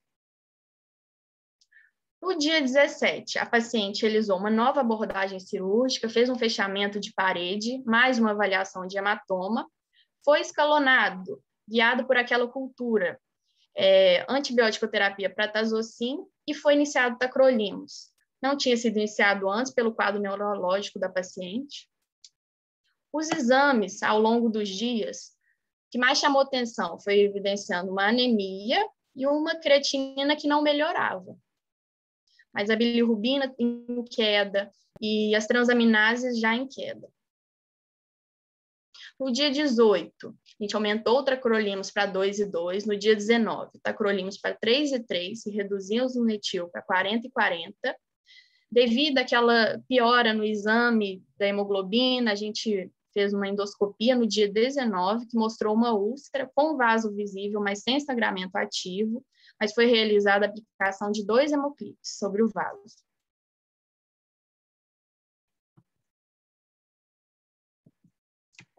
No dia 20/10, a paciente foi estubada, sem intercorrências. No dia 21/10, foi solicitado um nível de tacrolimus, que veio menor do que 2. No dia 20/10, a paciente apresentou um quadro de melena, a gente pediu uma nova endoscopia, que foi realizada no mesmo dia, com aquela úlcera, com sangramento ativo em lençol, Forrest 1B, e colocação de um hemoclip. No dia 23, reduzimos mais o corticoide para 20/20, aumentamos o tacrolimus, baseado naquele nível sérico. No dia 24, realizou uma nova endoscopia com aquela úlcera já em fase de cicatrização, sem sangramento ativo.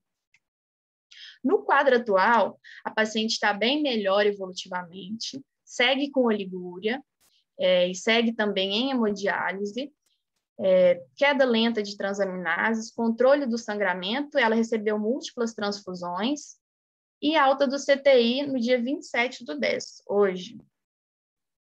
Esse aqui é o histopatológico da paciente, que evidenciou uma hepatite aguda com necrose maciça. Eu trouxe esse slide só para finalizar de alguns dados da hepatite B. É estimado que 250 milhões de portadores de hepatite B no mundo. E de 0,1 a 0,5 dos pacientes com hepatite B aguda evoluem com insuficiência hepática aguda. 600 mil morrem anualmente de doença hepática relacionada ao vírus B, e no Brasil, esses são dados de 2020, tem uma cobertura vacinal no recém-nascido de até 30 dias de só 63%. É isso, gente. Obrigada. Ana, compartilha a sua tela para a gente poder ver todo mundo e discutir o caso, por favor. Muito obrigada pela apresentação. Eu que agradeço.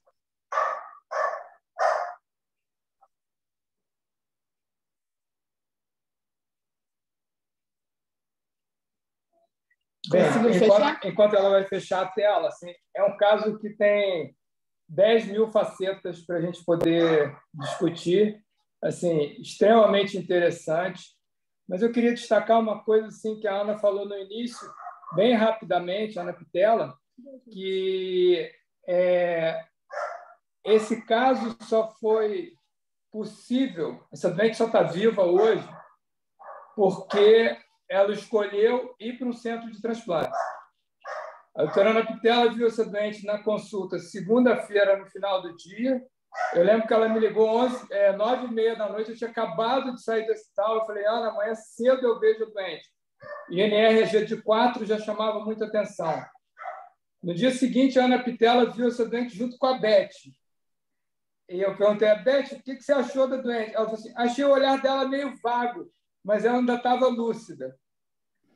Ao meio-dia, quando eu vi a doente, ela já tinha flapping. E eu até chamei a plantonista e falei assim, examina ela também. Eu achei que tinha flapping. Mas antes de examinar, checa o INR dela. Era 4 na véspera, era 5h30 de manhã, e quando ela checou o exame que eu pedi para ela ver se tinha flapping, era 8h30. Ela voltou e falou assim, Lúcia, ela tem flapping mesmo. Aí eu listei ela para transplante. Ela, então vou funcionar a veia profunda. Ela colocou a doente em trem e funcionou a veia profunda. A doente não acordou mais. Assim, é muito rápido, foi muito rápido. Foi listada para transplante, por sorte, no dia seguinte teve um doador, e aí eu vou deixar a Beth comentar um pouquinho, que tem um monte de facetas interessantes no caso. Bem, eu queria chamar a atenção, assim, Primeiro, é muito bom comentar um caso que dá certo. Então, dar alta para paciente do CTI hoje foi extremamente gratificante e um caso que quando você vê toda a agilidade na condução de quem fez o diagnóstico, de quem se preocupou de estar no centro de transplante, da velocidade de conseguir o órgão de listado, o órgão aparecer e da doente acordar, sem sequela neurológica, isso é muito gratificante de falar. Às vezes a gente mostra isso tudo e o doente morre, né? A gente também ainda não deu alta para a paciente. Então, assim, hoje ela foi para o quarto, e já foi muito bom. Mas, quando a Ana falou de apresentar o caso, eu falei assim, poxa, não sei, ela está muito grave, não sei nem se a gente vai conseguir. Mas deu certo, foi bom hoje estar falando mas coisa eu queria chamar a atenção para algumas coisas que, nesse caso especificamente, dentro da hepatite fulminante, a gente tem umas dificuldades que são muito peculiares. Esse caso chama atenção porque tudo que a gente leva em consideração para o bom funcionamento do enxerto no pós-operatório, na hepatite fulminante você perde metade desses parâmetros. Então, aquilo que você considera, qual foi o pico de transaminase, como é que eu vou ver o pico de transaminase se eu já levo um doente com 6.000 de transaminase para o transplante? Então, eu não consigo qualificar esse meu pós-imediato. Eu não tenho nível de consciência para avaliar a função do enxerto, porque o doente vai grave e sai grave. Raramente você tira um doente estubado numa hepatite fulminante. Então, você perde um segundo parâmetro de bom funcionamento do enxerto de resultado. Então, você vai ficar muito amparado em dado laboratorial, gasometria, lavagem de lactato, e você sabe que essa doente foi tudo tão rápido que tudo que você vê de piora no pré, ela seguiu fazendo de piora no pós. Porque você leva um doente, às vezes você espera mais tempo. Essa doente eu tenho certeza que morria em 24 horas, tá? Porque o edema cerebral foi maciço e só não piorou porque ela já estava transplantada, não estava mais com enxerto necrosado. Então, todas as complicações neurológicas, ela faz hipertensão intracraniana no pré, a tomografia ainda não tinha nada para ajudar a gente, mas a gente já manejou como hipertensão intracraniana. A gente erra para funcionar a doente porque bota ela em 0 grau, e quando a gente botou ela em 0 grau, a gente piorou a perfusão cerebral e a gente piorou o quadro de hipertensão intracraniana, e ela não acorda quando a gente bota ela em cabeceira elevada novamente. A gente intuba e a gente vê a crise convulsiva depois do transplante. A gente viu a insuficiência renal depois do transplante. E a complicação infecciosa, na verdade, veio com uma outra questão que é importante, que é que doador você vai aceitar. A gente botou características de doador, que a única coisa boa era a idade. O resto todo era um enxerto relativamente desqualificado. E o aspecto do enxerto é um enxerto esteatótico, é um fígado muito esteatótico. Eu fiquei com muito medo de disfunção. Eu e a equipe que estava transplantando, no dia seguinte, o outro cirurgião me ligou. Lúcio, quanto foi o pico de transaminase? Eu falei, 6.000, mas eu não sei se é do fígado novo ou do fígado velho, mas que é 6.000. Mas ela está estável hemodinamicamente. Então, assim, não deve ser um fígado que não está funcionando. Nesses doentes, qualquer detalhe é importante. Ter ficado em trem para funcionar a veia foi ruim para o doente. Mas, assim que a gente teve o ok do fígado, começou a cirurgia do doador, o cara falou assim, Lúcio, o doador está estável, eu acabei de olhar o fígado. Tem esteatose, mas dá para usar? A gente colocou ela em cela, tirou o fígado ruim, fez uma portocava e ficamos 3 horas esperando o enxerto chegar. Então, assim, você diminuir a liberação no sangue de um monte de citocina, um monte de vasodilatador, que vai perfundir mal o cérebro, tudo, cada detalhe ajuda nessa melhora da doente. Então, assim, isso foi muito bom, ter aparecido um doador rápido, bem rápido até, assim, listou de um dia, em menos de 24 horas, a gente tinha um doador.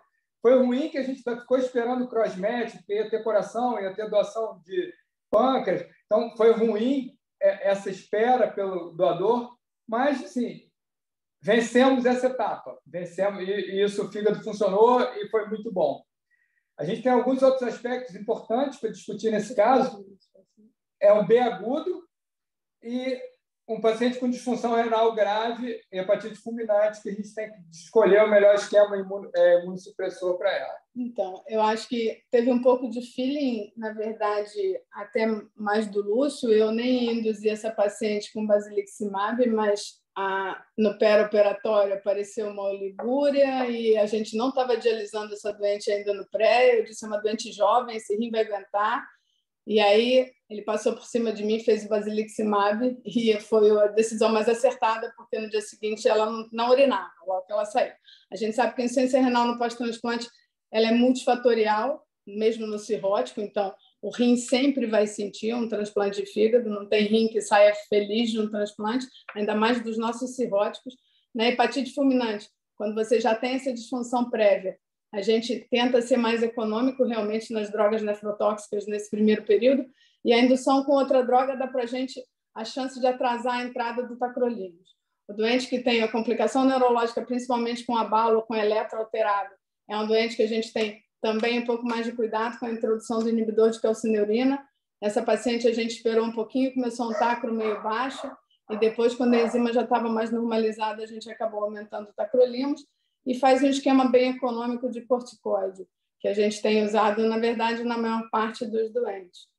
Começou o antiviral, imunoglobulina tem que fazer, então a gente fez no protocolo mais econômico que a gente tem outros protocolos um pouco mais econômicos, mas a gente fez 1.000 unidades por dia nos primeiros 7 dias e depois, a partir daí, 1.000 unidades por semana e um entecavir corrigido pela disfunção renal.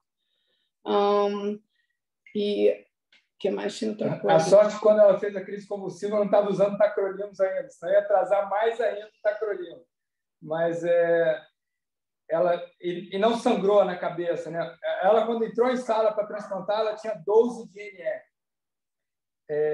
E um trombo muito feio, começou a sangrar logo no início da cirurgia, teve uma reposição maciça de fibrinogênio e de beriplex durante o transplante, e ela sai com a barriga aberta, porque é um enxerto esteatótico grande para ela, o doador era muito maior do que ela. Isso é uma coisa que a gente faz menos que o Rodrigo Viana. O Rodrigo Viana faz isso num monte de doentes dele. A gente faz um pouco menos, mas nesse caso a gente achou super prudente fechar só a pele, deixar com a neurose aberta, com isso você comprime menos o enxerto e a perfusão do enxerto é um pouco melhor no pós-operatório e você tem até uma chance de revisar a cavidade abdominal que você fecha num doente com a coagulação muito ruim. Então, a gente esperou 4 dias para normalizar um pouco as coisas e reviu a cavidade abdominal. Tinha um hematoma antigo que foi lavado e não sangrava mais nada. Então, eu acho que nessa paciente tudo andou muito bem. Essa paciente, eu conversei com ela esses dias e ela não se lembra de absolutamente nada do que ela passou. Ela está montando essa história baseada nas fotos que ela tem da família, da entrada dela no hospital, da entrada dela no CTI, mesmo no momento que ela ainda conversava conosco, ela não se recorda de absolutamente nada do que aconteceu. E ela acordou, está ainda meio entendendo, muito feliz de estar viva, mas ainda sem uma absorção real de tudo que ela aconteceu. E tem aí um longo caminho para percorrer em relação a como organizar a cabeça. E eu não tenho muita dúvida que, se ela tivesse perdido 24 horas, seja para acionar a equipe de transplante, seja para transferir de um hospital que não faz transplante para um hospital que faça transplante, seja a gente não está procurando encefalopatia desde o primeiro dia que a gente viu a doente, desde o primeiro minuto que a gente viu a doente, ela não estaria viva. Então, assim, às vezes, por questões de horas, você deixar de listar a doente no momento certo, você perde um doador que foi ranqueado. Então, assim, é extremamente importante você ter essa agilidade para poder dar à doente a maior chance de sair viva de uma situação tão grave quanto essa. Um último comentário. Quando a gente coloca na apresentação de caso, parece muito mais fácil, né? Os resultados já estão todos ali.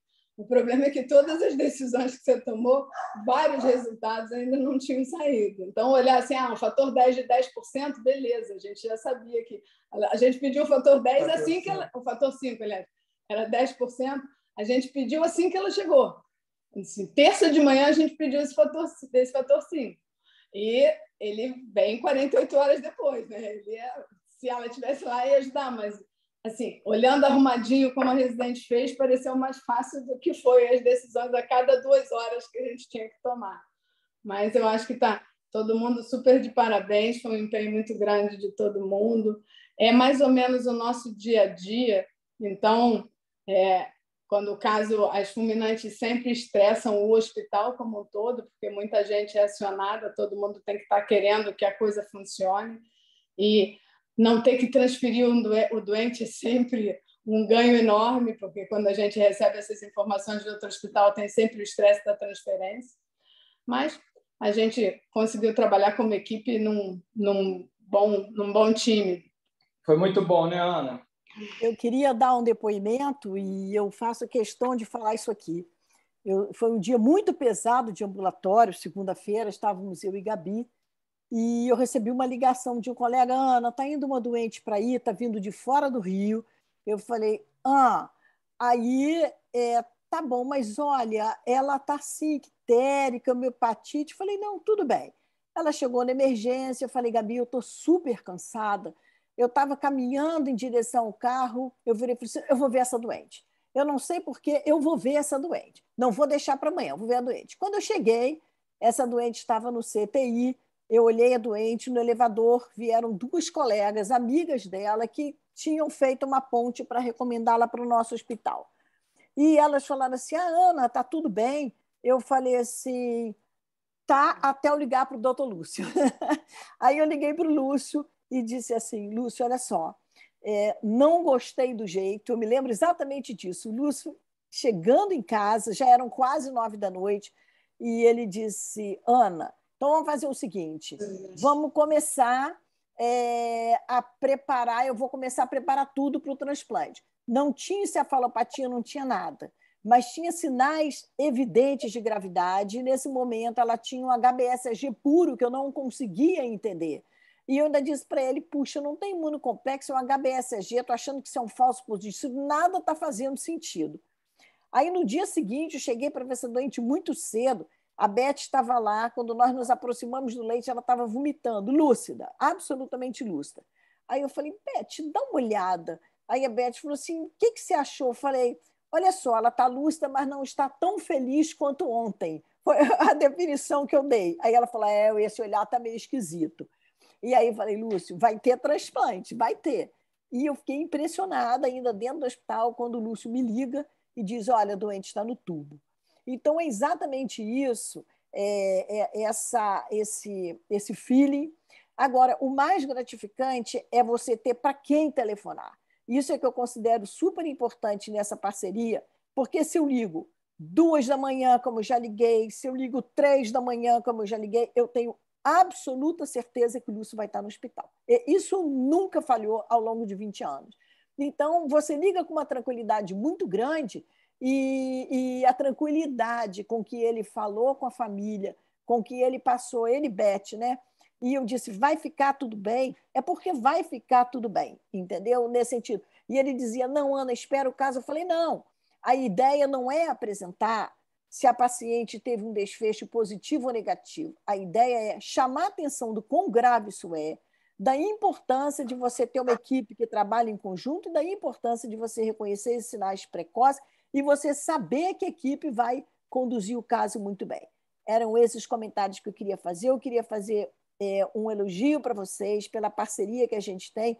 Eu não me lembro de nenhuma chamada que eu tenho feito de madrugada ao longo desses anos que a gente não tivesse sido atendido no hospital. E isso é o que mais dá força para a gente continuar e tocar os transplantes no hospital como a gente tem recebido. Então, isso é muito bacana. E essa doente está viva porque vocês vão para o hospital de madrugada. É só por isso, eu acho. Obrigado, Ana. Obrigado pelos elogios. Obrigado mesmo. Obrigada. Paraná, comenta alguma coisa. Então, bom, caso lindo, e assim, isso demonstra como faz a diferença você ter uma equipe de alta complexidade e de prontidão, né? Com todos os problemas, né, Beth?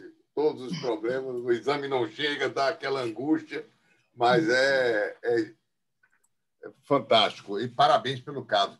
2 questões só. essa paciente, quando foi introduzido o antiviral para ela? E, Beth, qual vai ser o esquema que você está pensando para ela? Você está com baixa dose de tracolino. Você vai associar a algum outro imunossupressor? Agora eu nem estou mais com baixa dose, né? Ela fez um nível muito baixo nesse início e a gente ainda tem diálise na história. E as enzimas seguem caindo, o INR já corrigiu. A gente está tentando atingir um nível terapêutico em torno de 7, 8, e eu quero poupar corticoide. A gente não introduziu nenhuma droga mielotóxica, porque essa doente não sustentou hemoglobina hora nenhuma. Ela fez 4 endoscopias, ela tinha uma úlcera com sangramento ativo, então a gente não colocou uma outra droga. A nossa ideia vai ser fazer o esquema meio protocolar mesmo, com tacrolimus e sem corticoide bem rápido, talvez tirar esse corticoide nos 60 dias.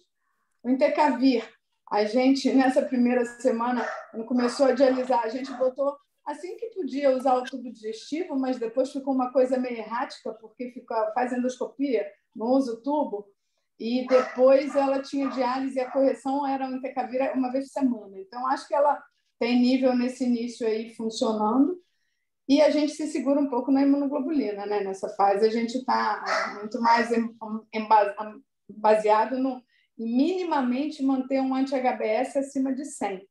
Né? E aí a gente tenta vigiar essa titulação e tenta manter um anti-HBS acima de 100.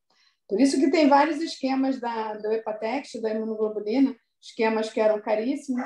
Hoje em dia, esquemas até com menor dose do que a gente nem usa o esquema mais barato de todos, a gente usa um esquema que a gente tem protocolarmente mais hábito de usar e que funciona. Entre a França e a Austrália, entre o DJ Samuel, que é 10 mil, e a Austrália, que é 500. Então, assim... e você vê que, ao longo do tempo, lá na frente, você consegue, com muita facilidade, titular essa imunoglobulina. Os doentes ficam fazendo a cada mês e meio, às vezes 600 unidades, 500 unidades. Então, isso já é um esquema. E tem um monte de esquema já com proposta de suspender a imunoglobulina e manter o Entecavir. Né? Então, é só duro pensar numa doença prevenível com vacina, você ter uma chance tão grande de morrer. Eu acho que essa talvez fosse a mensagem do caso. Né? O nosso grande esforço como hepatologista de reforçar, pedir de todo mundo, encaminhar para vacinar para A e para B, sabe? Isso eu acho que é um esforço diário no ambulatório. E ela já tinha anti-HBE no início ou não? Era GHBE, né? Não, tinha anti-HBE. Tinha anti-HBE para 7 milhões. Essa paciente com uma hepatite aguda anti-HBE no início, ela foi infectada por uma cepa mutante precoce ou promotor. E aí a doença é mais grave, porque o AGHBE ele é um tolerógeno, né? Ele age para impedir a resposta imunológica do hospedeiro. E aí, na ausência do AGHBE, a doença tende a ser mais grave na fase aguda, quando se transmite. Quando a gente viu a carga viral, a gente falou, caramba, porque ninguém estava esperando a carga viral de 7 milhões e um anti-E positivo. E aí ficou, é um mutante, isso é alguma coisa que não é exatamente o basal. Né? Se a gente pudesse sequenciar, seria bacana, viu? Tem soro dela, Ana? Tem soro e ainda deve ter vírus, né? Deve ter. 7 milhões, você falou, né? 7 milhões. 7 milhões, a gente até academicamente vai colher uma carga agora bem precoce para ver como é que isso vai clarear, mas a gente ainda deve ter vírus, provavelmente. Proponho guardar aí a menos 70 para a gente sequenciar. Eu podia sequenciar aqui em Salvador. Já aceitei a oferta. Bacana. A gente pode colher e ver se eu consigo. Vou ver isso, Beth, se a gente consegue mandar via Idora, alguma coisa assim, com um freezer, como a gente tem um biorepositório. De repente, vou ver isso. Vamos olhar isso, tá? Muito bom. Gente, eu acho que nós vamos encerrar, são 21h44, eu vou deixar o Paraná encerrar, mas antes eu quero agradecer a todos os colegas que participaram, palestrando, aos colegas que nos assistiram e convidar para novembro, nós estamos fazendo 2 anos de hepatologia DOR. Na verdade, é nesse mês, mas nós vamos fazer um evento diferente no próximo mês. Não temos ainda uma confirmação total, mas vamos tentar trazer o Dr. Rodrigo Viana para fazer uma conferência, e o Paraná vai escolher um caso, na verdade já está escolhido, e nós vamos discutir transplante em pacientes portadores de trombose de porta, mesentério, que situações são essas. Será no dia 24 de novembro, onde nós vamos fazer um evento comemorativo de 2 anos de hepatologia DOR com sucesso total. Tá? Paraná, você encerra, por favor. Muito obrigada a todos. Glória, obrigada por sua participação. Agora você pertence à família Hepatologia DOR, tá bem? Pois é, muitíssimo obrigado a todos. 3 belos casos, excelente. A gente foi assim, do ambulatório para um caso de média complexidade e terminou na altíssima complexidade. Foi ótimo. Bem espectral na hepatologia. A hepatologia é a especialidade mais interessante da medicina interna. É a que mais conversa com todas as especialidades. Hoje, pela manhã, eu dei uma aula no Congresso Brasileiro de Cirurgia Bariátrica. A sala cheia, lotada. Ou seja, a patologia realmente é motivante, né? E ela permeia todas as demais especialidades. É incrível. É a clínica médica. Muito bacana, muito legal. Quero agradecer a todos. Um imenso prazer sempre ter essas atividades que eu e Ana estamos desenvolvendo com a presença de todos vocês e agregando cada vez mais grandes valores. Muito obrigado. Boa noite. Boa noite. Boa noite. Boa noite. Obrigada. Um abraço. Tchau. Tchau, doutora. Tchau.